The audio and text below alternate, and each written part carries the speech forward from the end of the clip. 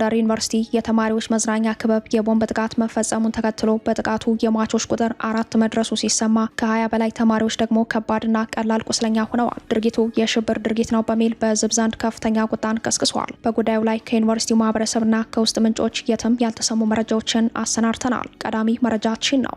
በሸዋ ምድር ደብረ ብርሃን ዙሪያ የፋኖ ኃይሎች በቀይ ቦኔት ለባሹ የመከላከያ ኮማንዶና በአገዛዙ ጥምር ጦር ላይ መጠነ ሰፊ የማጥቃት ዘመቻ ከፍተዋል። በርካታ ሞትና ቁስለኛ በተመዘገበበት በዚህ አውደ ውጊያ የአገዛዙ ልዩ ኮማንዶዎች የሚታጠቁት ሹተር የተሰኘውን የቡድን መሳሪያ ጨምሮ በርካታ ሰብአዊና ወታደራዊ ቁሳዊ ምርኮ በፋኖ ኃይሎች እጅ ገብተዋል። ቀጥታ ከግንባር ይደመጣል።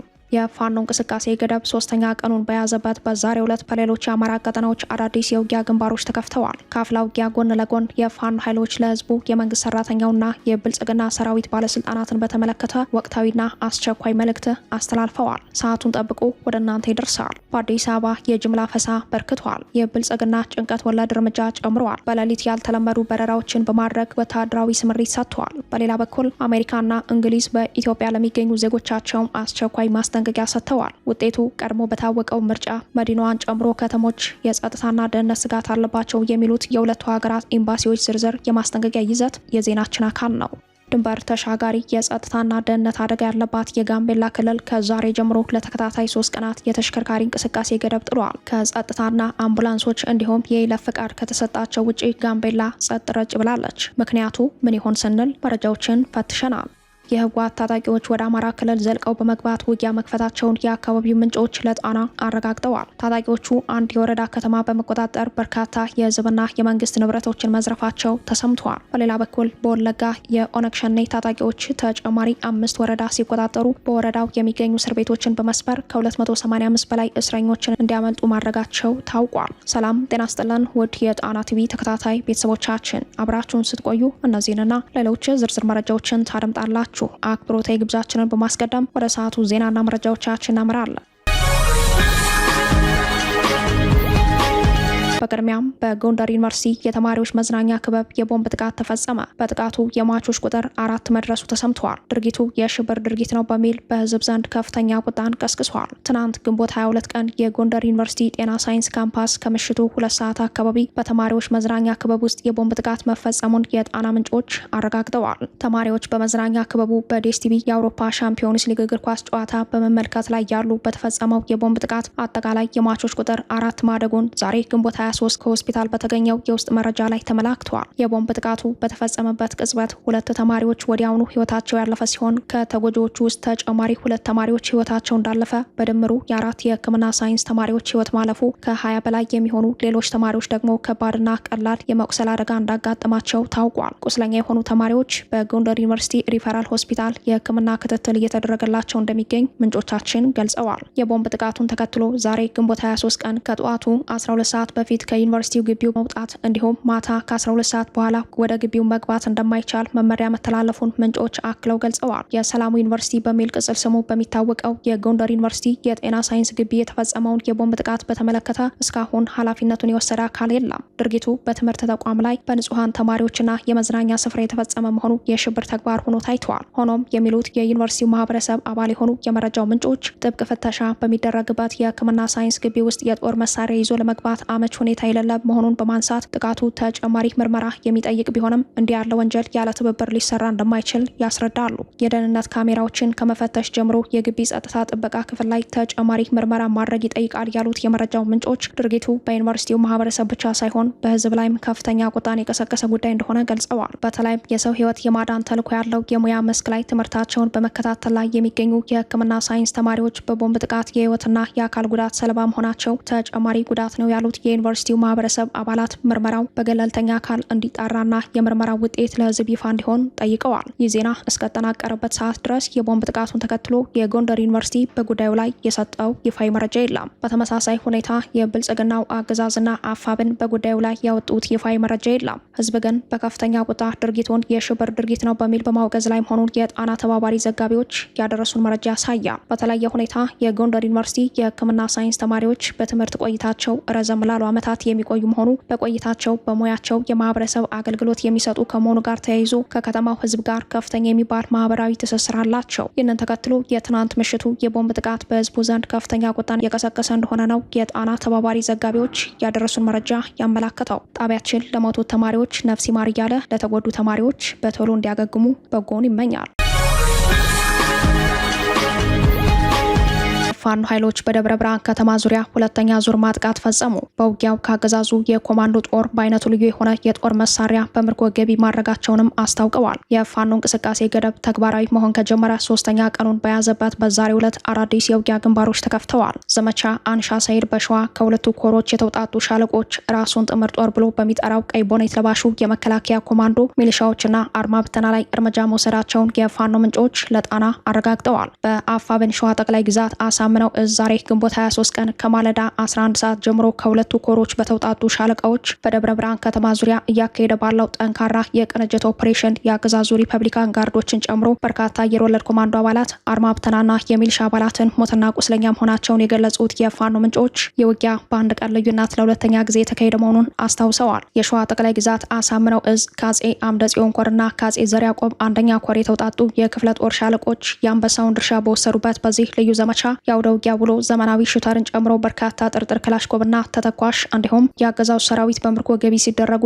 በርካቶች በውጊያው እንደሞቱ ነው የፋኖ ምንጮች አክለው የገለጹት። በአውደ ውጊያው የተጎዱ በርካታ የአየር ወለድ አባላት ቁስለኛ ሆነው በትንሹ በ4 አምቡላንሶች ለውጊያ ቅርብ ወደ ሆነው ደብረ ብርሃን ከተማ ሪፈራል ሆስፒታል መወሰዳቸውን በግንባር መረጃው ላይ ተመላክተዋል። በሌላ በኩል በነገው ዕለት ከሚካሄደው የብልጽግና ምርጫ ጋር ተያይዞ የፋኖ እንቅስቃሴ ገደብ ተግባራዊነት ሶስተኛ ቀኑን በያዘበት በዛሬው ዕለት አፋብን ሸዋ ጠቅላይ ግዛት ተጨማሪ የመጨረሻ መመሪያዎችን አስተላልፈዋል። መመሪያዎቹ በቀዳሚነት የትግሉ ማዕከል የሆነው ህዝቡን፣ ቀጥሎ የመንግስት ሰራተኞችንና የምርጫ አጀንዳ አስፈጻሚ የብልጽግና ካድሬ ባለስልጣናትን ይመለከታል የተባለው አገዛዙ ህዝባዊ እምቢተኝነቱን በመፍራት በየቀበሌውና በየመንደሩ ካድሬዎችንና ታጣቂዎቹን በማሰማራት የምርጫ ምዝገባ በግድና በማስፈራራት መፈጸሙን እንደሚረዳ የገለጸው ፋኖ ነገር ግን በግድ ካርድ እንዲወስዱ የተደረጉ የማህበረሰብ ክፍሎች ያገዛዙ የምርጫ ድራማ መሳሪያ እንዳይሆኑ በጥብቅ አሳስበዋል። ምርጫው ተካሄደ አልተካሄደ ብልጽግና ራሱን መርጦ የጨረሰ መሆኑ በዓለም አቀፍ ሚዲያዎች ጭምር በተጋለጠበት ሁኔታ የምርጫ ካርድ በግድ የያዙ ሰዎች የገዢው አካል የድራማ መሳሪያ እንዳይሆኑ ወደ ተዘጋጁ የምርጫ ጣቢያዎች በማሳሰብ የሚከተሉትን መመሪያዎች በአስቸኳይ እንዲተገበሩ ጥሪ አቅርበዋል። ፋኖ በቀዳሚ መመሪያው ህዝቡን ያሳሰበው በነገው ዕለት ማንኛውም ዜጋ ለድራማ ወደ ተዘጋጁት የምርጫ ጣቢያዎች ባለመሄድ ለህልውናው መከበር ያለውን ጽኑ አቋም በተግባር እንዲያረጋግጥ ጥሪ አቅርበዋል። በመቀጠል የመንግስት ሰራተኞች በአገዛዙ አስገዳጅነትና ጥቅማ ጥቅም መጠቀሚያ እንዳይሆኑ ከመደበኛ የስራ ጫናና ከስርዓቱ ፖለቲካ ተጽዕኖ ራሳቸውን እንዲያቅቡ ጥሪ አቅርበዋል። መላው የመንግስት ሰራተኛ ከእሁድ ጀምሮ ከቤቱ ቁጭ በማለትና ለጥሪዎች ምላሽ ባለመስጠት የህዝብ ወገንተኝነቱን በተግባር እንዲያሳይ ተጠይቋል። የመጨረሻው የፋኖ መመሪያ የብልጽግና ካድሬ ባለስልጣናትና ለሰራዊቱ የተሰጠ ሲሆን ህዝብ እያስፈራሩ የጥፋት የምርጫ ምዝገባ የሚያድል በዕለቱ አስገድደው ለማስመረጥ ያቀዱ ሰርጎ ገቦች ከድርጊታቸው እንዲቆጠቡ አሳስበዋል። በርካታ መንገዶች ጸጥ ረጭ ሲሉ፣ በሌላ በኩል የፋኖ ኃይሎች አዲስ በተቆጣጠሯቸው ከተሞች ውስጥ የብልጽግናን መዋቅርን በማፈራረስ በምትኩ የፋኖን መዋቅር በመዘርጋት ላይ እንደሚገኙ በጉዳዩ ዙሪያ የወጡ መረጃዎች ያመላክታሉ። በወሎ ቤት አማራ ከላላ ወረዳ ቲርቲራ ከተማን ጨምሮ ወሳኝ የወረዳውን አካባቢዎች የተቆጣጠሩት በአፋብን ምኒልክ ዕዝ 105ኛ ኮር አርበኞች የብልጽግናን መዋቅር በማፈራረስ አዳዲስ የፋኖ መዋቅር በመዘርጋት ላይ ሲሆኑ በርካታ የምርጫ ካርዶችንም ከጥቅም ውጭ ማድረግ መቻላቸውን ገልጸዋል። በአፈሙዝ የምርጫ ካርድ እንዲወስድ የተገደደው ህዝብን በነቂስ በመውጣት በብልጽግና ካድሬዎች በግዳጅ ተሰጥቶት የነበረውን የምርጫ ካርድ ለፋኖ እያስረከበ መሆኑን የፋኖ ምንጮች ለጣና ገልጸዋል። በየቀበሌው ገና ሊከፋፈል በየቢሮዎቹ ተቀምጦ የነበረውን ካርድ ጨምሮ በማውጣት ለፋኖ የሰጠው የምርጫ ካርድ እንዲወገድ መደረጉን የፋኖ ምንጮች አክለው ገልጸዋል። አድማጭ ተመልካቾቻችን ከዚህ በመቀጠል ተጨማሪ የአውደ ውጊያ መረጃዎችን የግንባር ዘጋቢያችን ወደሚያደርሰን የዕለቱ ዘገባ እናመራለን። ሰላም ጤና ይስጥልን አድማጭ ተመልካቾች፣ ወደ ሰዓቱ የግንባር መረጃዎች ስናመራ ዛሬ ግንቦት 23 2018 በአማራ ሰማይ ስር በበርካታ ቦታዎች ከባድ አውደ ውጊያ እየተደረገ ሲሆን በሸዋ ቀጠና አገዛዙ ለአየር ወለድ ኮማንዶዎች ብቻ የሚያስታጥቀው ዘመናዊ የሽተር መሳሪያ ተማርኳል። በርካታ ኮማንዶዎች ተገድለዋል፣ ተማርከዋል። በወሎ ቤት አማራም የግንባር ውጊያዎቹ እንደቀጠሉ ናቸው። በሸዋ ቀጠና ከአፋብን ሸዋ ጠቅላይ ግዛት አሳምነው እዝ ከሁለቱ ኮሮች የተውጣጡ ጥቂት ሻለቆች ታላቅ ጀብዱ መፈጸማቸው ተገልጿል። የአገዛዙን ጥምር ጦርና ባለቀይ ቦኔት ለባሹን የመከላከያ ኮማንዶ፣ የአማራ አድማ ብተናና የአማራ ሚሊሻ ከፍተኛ ኪሳራ እየደረሰበት መሆኑን አፋብን ሸዋ ጠቅላይ ግዛት አሳምነው እዝ በግንባር መረጃው ላይ ጠቁሟል። የአፋብን ሸዋ ጠቅላይ ግዛት አሳምነው ዕዝ ዛሬ እሁድ ከማለዳ 11 ሰዓት ጀምሮ ከሁለቱ ኮሮች በተውጣጡ ጥቂት ሻለቆች በደብረ ብርሃን ከተማ ዙሪያ እያካሄደ ባለው ጠንካራ የቅንጅት ኦፕሬሽን የአገዛዙ ሪፐብሊካን ጋርዶችን ጨምሮ በርካታ የአየር ወለድ ኮማንዶ አባላቶች፣ የአማራ አድማ ብተና፣ የአማራ ሚኒሻ አባላቶች ከጥቅም ውጭ ተደርገዋል። የሸዋ ጠቅላይ ግዛት አሳምነው ዕዝ ከአጼ አምደ ጽዮን ኮር እና ከአጼ ዘርዓ ያዕቆብ አንደኛ ኮር የተውጣጡ የክፍለ ጦር ውስን ሻለቆች የአንበሳውን ድርሻ በወሰዱበት አስደማሚ መብረቃዊ ኦፕሬሽን ዘመናዊ ሹተርን ጨምሮ በርካታ ዘመናዊ ጥርጥር ክላሾች ኮቭ እንደዚሁም በርካታ ተተኳሽ ያገዛዙ ሰራዊቶችን በምርኮ ሲያዙ በርካቶች ተወግደዋል። የፋኖ ኃይሎች የአውደ ውጊያ አድማሳቸውን በማስፋት በደብረ ብርሃን ዙሪያ እያካሄደ ባለው የተቀናጀ ውጊያ በአይነቱ ለየት ያለ ድል የተጎናጸፉ ሲሆን በርካታ የአየር ወለድ አባላት ቁስለኛና አስክሬን በአራት አምቡላንሶች ወደ ደብረ ብርሃንና አዲስ አበባ እያመላለሰ እንደሆነ በግንባር መረጃው ላይ ሲገለጽ፣ አውደ ውጊያው አሁንም በከተሞች ዙሪያ በከባድ ሁኔታ እንደቀጠለ ነው። በሌላው የደፈጣ አውደ ውጊያ የአፋብን ሸዋ ጠቅላይ ግዛት አሳምነው ዕዝ የአጼ ዘርዓ ያዕቆብ አንደኛ ኮር 7 ክፍለ ጦር ትናንት ማታ በቀን 23 ከምሽቱ 12 ሰዓት ካጣዬ ከተማ ተነስቶ ወደ ጨፋ ሲጓዝ የነበረ ሚኒሻን በጫነ ተሽከርካሪ ላይ ጥቃት በመሰንዘር ዋናው አስፓልት ላይ ልዩ ቦታው እንተውለይ በሚባል አካባቢ ደፈጣ በመጣል በአገዛዙ ላይ ጉዳት አድርሰውበታል። በዚህም በመኪናው ላይ ተጭነው የነበሩት ሚኒሾች በርካቶች ተወግደዋል ሲል የዕዙ የግንባር መረጃ ላይ ተገልጿል። በወሎ ቤት አማራ በደቡብ ወሎ ምዕራብ ወረዳዎች ሌሊቱን ከፍተኛ አውደ ውጊያ ተደርጓል። የአፋብን ሚኒሊክ ዕዝ የሳጅን አባናደው ክፍለ ጦር የፋኖ አባላቶች አዳራቸውን አገዛዙ ሰራዊት ላይ ኪሳራ አድርሰውበት አድረዋል። የአገዛዙ ጦር በተደጋጋሚ የሚመታበት የምዕራብ ወሎ ቀጠናን የብልጽግናና ፌዴራል ከፍተኛ አመራሮች ለምርጫ እንደሚወዳደሩበት ይታወቃል። ትናንት ምሽት ጀምሮ በርካታ ሰራዊት ሲያበላልስ የነበረው አገዛዙ ሌሊቱን በከላላ ወረዳ ልጓማ ከተማ ላይ ከባድ ቁሳዊና ሰብአዊ ኪሳራ ደርሶበታል። የሚኒሊክ ዕዝ 105ኛ ኮር 71ኛ ክፍለ ጦር ልጓማ ከተማ አቅራቢያ በ8 መኪና ሲጓዝ የነበረን ያገዛዙን ሰራዊት በቆረጣ መተውታል፣ አቁስለውታልም በትነውታል። ከ20 በላይ ያገዛዙ አስክሬን በአምቡላንስ እንደተነሳና ይህ ዜና እየተጠናቀረ ባለበት ሰዓትም በከላላ ወረዳ በአራት አቅጣጫ በከባድ መሳሪያ የታጀበ አውደ ውጊያ እየተደረገ መሆኑንና የምርጫ ቁሳቁስም ሆነ ሰራዊቱን የማጓጓዝ ስራ ከመንገዱ መስተጓጎሉን አርበኛ ተመስገን በቀለ ከ71ኛ ክፍለ ጦር መረጃውን አድርሶናል። በዚህ ቀጠና በውድግዲ፣ መካነ ሰላም፣ አማራ ሳይንት፣ መቅለላና ተንታ አካባቢዎች አገዛዙ ሰራዊትና የፋኖ ኃይሎች በየወረዳ ከተሞች አቅራቢያ በአሁኑ ሰዓት በእነዚህ ከተሞችና በትልቅ ከተሞች የፋኖ ኃይሎች ከአገዛዙ ጋር ከባድ ፍጥጫ ውስጥ መግባታቸውን ከየቦታ የደረሰ መረጃ ያመላክታል። ለጥንቅሩ ተስፋ ልሳኑ ነኝ ከዚያው ከትግሉ ሜዳ። በአዲስ አበባ እስር በርክቷል። የብልጽግና ጭንቀት ወለድ እርምጃ ጨምረዋል። በሌሊት ያልተለመዱ በረራዎችን በማድረግ ወታደራዊ ስምሪት ሰጥተዋል። በሌላ በኩል አሜሪካና እንግሊዝ በኢትዮጵያ ለሚገኙ ዜጎቻቸው አስቸኳይ ማስጠንቀቂያ ሰጥተዋል። የጋምቤላ ፖሊስ ደግሞ አነጋጋሪ ትዕዛዝ አውርዷል። የብልጽግና ግብረ ኃይል በአዲስ አበባና በአዲስ አበባ ዙሪያ ባሉ በርካታ አካባቢዎች በቀንና በሌሊት ከወትሮ የከፋ የጅምላ ፈሳ በማካሄድ ላይ መሆኑ ተሰምተዋል። በጅምላ ፈሳው ቀዳሚ ሰለባ የሆኑት የአማራ ተወላጆች ሲሆኑ በነ ጄኔራል ጻድቃን ቡድን ጥቆማ የሚታሰሩ የትግራይ ተወላጆች ቁጥር ጨምረዋል። በተለይ ከግንቦት 20 እስከ ዛሬ ግንቦት 23 ቀን ድረስ ከፍተኛ የእስር ዘመቻ ተደርጓል። በርካቶች በጅምላ ከታፈሱባቸው የአዲስ አበባ አካባቢዎች መካከል በአዲስ አበባ ምስራቃዊ ክፍል ሲኤምሲ፣ ፊጋ፣ ፍየል ቤት፣ ጎሮ፣ በሰሜን አዲስ አበባ ሰሜን ማዘጋጃ፣ በሳሪስና ሀና ማርያም፣ ቃሊቲ ቀዳሚ ተጠቃሽ ናቸው። በአዲስ አበባ ዙሪያ ደግሞ ቡራዩ፣ ሱሉልታ፣ ሚዛንና 10 ቁጥር ሰንዳፋና ለገጣፉ አካባቢ የጅምላ ፈሳ በመካሄድ ላይ ሲሆን በአብዛኛው ወጣቶች እየታሰሩ ያሉት በማንነታቸው ነው። የአማራ ተወላጆች ከፋኖ ጋር በተያያዘ በጅምላ ፈሳ መታሰራቸውን ሰምተናል። ወጣቶችን በጅምላ ከሚያስረው የብልጽግና ግብረ ኃይል ትይዩ አዲስ አበባ በሌሊት ያልተለመዱ የአየር በረራዎች እየተደረጉ ነው። አየር በረራው ወታደራዊ ስምሪት መሆኑን ለጉዳዩ የቀረቡ ምንጮች ጠቁመዋል። በሌላ በኩል ከዚሁ የብልጽግና ጦረኛ ባህሪ ጋር ተያይዞ እንግሊዝና አሜሪካ አስቸኳይ ማስጠንቀቂያ ሰጥተዋል። በነገው ዕለት የሚካሄደው የብልጽግና ምርጫ ግጭቶችን እንደሚፈጠር ስጋት የገባቸው የአሜሪካና የእንግሊዝ መንግስታት ከፍተኛ ጥንቃቄ የታየበት አዲስ የደህንነት ማስጠንቀቂያ ይፋ አድርገዋል። የእንግሊዝ የውጭ ጉዳይ የኮመንዌልዝና የልማት መስሪያ ቤት እንደ አውሮፓውያኑ የዘመን ቀመር ሜይ 29 ቀን 2026 ባደረገው ወቅታዊ ማሻሻያ በኢትዮጵያ ለሚገኙና ወደ ሀገሪቱ ለመጓዝ ለሚያስቡ ዜጎች አዲስ የደህንነት ማስጠንቀቂያ አስተላልፏል። ማስጠንቀቂያው ነገ በኢትዮጵያ የሚካሄደውን ምርጫ ተከትሎ ሊከሰቱ የሚችሉ የደህንነት ስጋቶችን ከግምት ውስጥ በማስገባት የተሰጠ ሲሆን መስሪያ ቤቱ በምርጫው ዕለት ከፍተኛ የጸጥታ ኃይሎች ስምሪት፣ የሰዓት እላፊ ገደቦች፣ የተሽከርካሪና የማንነት ማረጋገጫ መታወቂያዎች ፍተሻዎች በስፋት ሊኖሩ እንደሚችሉ በመጠቆም የዜጎቹ ጉዞ የታገተ እንዲሆን ያሳስባል።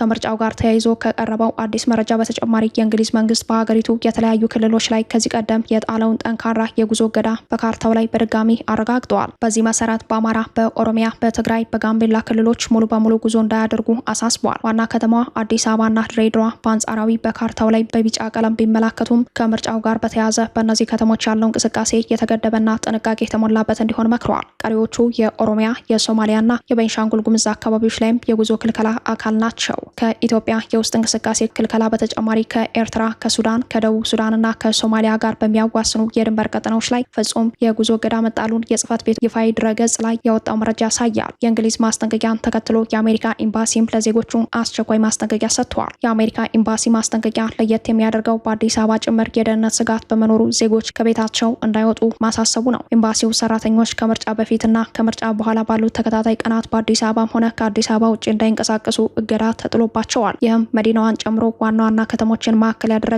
የደህንነት ስጋት ከመኖሩ ጋር የተያያዘ ሆኖ ይታያል። ይህ በእንዲህ እንዳለ የጋምቤላ ክልል ፖሊስ ኮሚሽን ከዛሬ እሁድ ግንቦት 23 ቀን ጀምሮ ለ3 ተከታታይ ቀናት የሚቆይ የተሽከርካሪ እንቅስቃሴ እገዳ መጣሉን አስታውቋል። ልዩ የይለፍ ፍቃድ ካላቸው ተሽከርካሪዎች በስተቀር ማንኛውም የመንግስት፣ የግል፣ የንግድ፣ የባጃጅ ተሽከርካሪዎች በሙሉ እንዳይንቀሳቀሱ ያዘዘው የክልሉ ፖሊስ ኮሚሽን የእንቅስቃሴ ገደቡ በክልሉ የግጭትና የጸጥታ ስጋት እንዳለ ያመላከተ ሆነዋል። ከግንቦት 23 ቀን እስከ ግንቦት 25 ቀን በልዩነት የተፈቀደላቸው ለድንገተኛ ስራ ብቻ የሚንቀሳቀሱ የመብራት ኃይል፣ የቴሌኮሙኒኬሽንና አምቡላንሶች ሲሆኑ የይለፍ ወረቀት መያዝና ሲጠየቅ የማሳየት ኃላፊነትና ግዴታ እንዳለባቸውም ተገልጸዋል። በአማራ ክልል በአማራ ፋኖ ብሔራዊ ንቅናቄ፣ በኦሮሚያ በኦነግ ታጣቂ ኃይሎች የእንቅስቃሴ ገደብ መታወጁ ይታወሳል። በተለይ ወደ አዲስ አበባ የሚወስዱ ሀገር አቋራጭ ዋና ዋና መንገዶች ከእንቅስቃሴ በተገደቡበት በዚህ ጊዜ በጋምቤላ ክልል በራሱ ክልሉን በሚመራው መንግስት ተመሳሳይ የእንቅስቃሴ ገደብ መታወጁ አነጋጋሪ ሆኗል። በጋምቤላ የተሽከርካሪ እገዳው ነገ ከሚካሄደው ምርጫ ጋር ይገናኝ አይገናኝ የታወቀ ነገር ባይኖርም ክልሉ ከዚህ ቀደም ተከታታይ ግጭቶች ያስተናገረ መሆኑ ይታወቃል።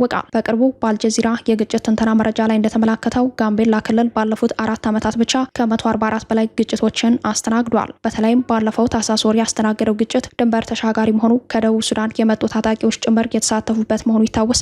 በታህሳሱ ግጭት ከ200 በላይ ሰዎች መሞታቸው የሚያስታውሱ የጉዳዩ ተከታታዮች የአሁኑ የእንቅስቃሴ ገደብ ምርጫውን ማዕከል ያደረገ ሊሆን እንደሚችል፣ ሆኖም የግጭት ስጋቱ ድንበር ተሻጋሪ በሆኑ ኃይሎች ሊፈጠር የሚችል መሆኑ የስጋት ምልከታቸውን ለጣና አረጋግጠዋል።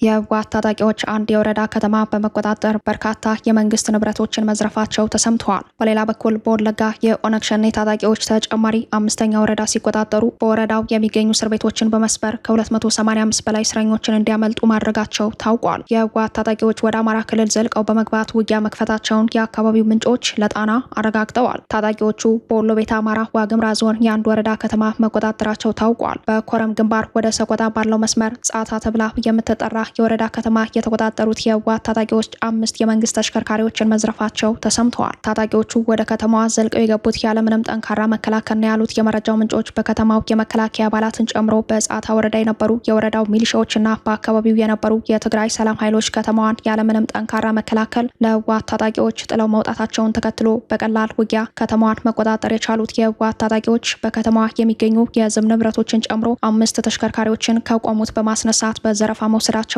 ከከተማው የዓይን እማኞች ሰምተናል። ይህ በእንዲህ እንዳለ በወለጋ 4ኛ ቀኑን ያስቆጠረው ውጊያ እንደቀጠለ መሆኑ ተሰምተዋል። የአካባቢው የዜና ምንጮች እንደጠቆሙት በቀጠለው ውጊያ የኦነግ ታጣቂ ኃይሎች 5ኛ ወረዳ ተቆጣጥረዋል። በትናንቱ ዘገባችን በወለጋ ሆሮ ጉድሩ ዞን በአባይ ሸልቆ ቀጠናዎች 4 ወረዳዎችን በተከታታይ ቀናት ውጊያ መቆጣጠራቸውን መረጃውን ማድረሳችን ይታወሳል። ግንቦት 23 ቀን ከአካባቢው በወጣው መረጃ ላይ እንደተመላከተው የኦነግ ታጣቂ ኃይሎች 5ኛውን ወረዳ ተቆጣጥረዋል። ታጣቂ ቡድኑ አዲስ በተቆጣጠረው ወረዳ ውስጥ እስር ቤት ሰብሮ ከ285 በላይ እስረኞች እንዲያመልጡ ሲያደርግ ውጊያው ለ4ኛ ቀን አድማሱን አስፍቶ መቀጠሉ ታውቋል። በሆሮ ጉድሩ ወለጋ ዞን፣ በምስራቅ ወለጋ ዞን የጃልመሮ ጦር በተቆጣጠራቸው አካባቢዎች በሚገኙ እስር ቤቶች ለ2 ዓመታት ታስረው የቆዩ እስረኞችን ያስለቀቀ ሲሆን ሀሮ፣ ሊሙ ገሊላ፣ ሰቀላ የተባሉ ወረዳዎችን ታጣቂ ኃይሉ በተከታታይ ቀናት ባደረጋቸው ውጊያ እንደተቆጣጠረ ተሰምተዋል። ከሆሮ ጉድሩ በተጨማሪ በምስራቅ ወለጋ ሲቡስሬ ወረዳ በታጣቂ ኃይሉ ሙሉ በሙሉ መያዟን ከአካባቢው የዜና ምንጮች ሰምተናል።